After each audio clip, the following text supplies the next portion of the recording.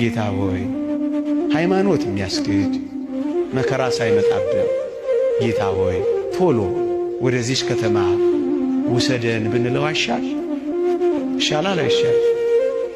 አዎ የሚያስጨንቅ መከራ መጥቶ አንተን ሳንክድህ ጌታ ሆይ ናና ውሰደን ብንለው አይሻል? እንዳመን እንዳስቀደስ እንደቆረብን ቤተ መቅደስ እንደተመላለስ የዚህ ዓለም ሐሳብ ሳያታልለን የዓለም ምኞት ሳይማርከን የዓይን አምሮት ሳያስቀረን አንተን ብቻ እያየን ጌታ ሆይ እባክህ ናና ውሰደን ብንለው አይሻል?